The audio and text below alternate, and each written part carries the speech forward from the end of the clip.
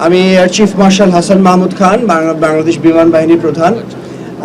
এখন আমি আপনাদেরকে যে শুভ সংবাদটা দিতে চাচ্ছি সেটা হচ্ছে যে আমাদের মাননীয় প্রধানমন্ত্রী এবং বর্তমান সরকার আমাদের এখানে একটা বিমান বাহিনী ঘাঁটি করার জন্য যে প্রাথমিক অনুমোদন সেটা আমাদেরকে দিয়েছেন, আলহামদুলিল্লাহ।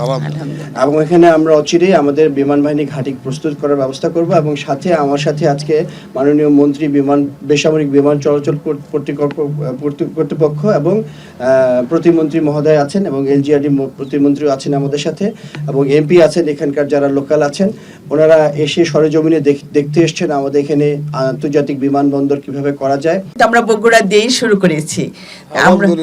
আমরা চাচ্ছি এখানে আন্তর্জাতিক মানের বিমানবন্দর হোক এবং এই উত্তরাঞ্চলের দিকে কোনো বিমানবন্দর নেই, আন্তর্জাতিক বিমানবন্দর নেই, সেইটার জন্য বিশেষ করে বগুড়াটাকে গুরুত্ব দেওয়া হচ্ছে।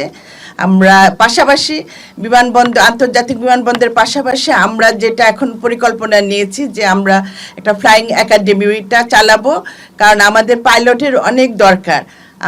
এই পাইলট আমরা নিজেরাই এখানে বাংলাদেশে ট্রেনিং দিয়ে তাদের প্রশিক্ষণ করে তাদের উপযুক্ত পাইলট বানানোর চেষ্টা, এই পরিকল্পনাটাও আমাদের আছে।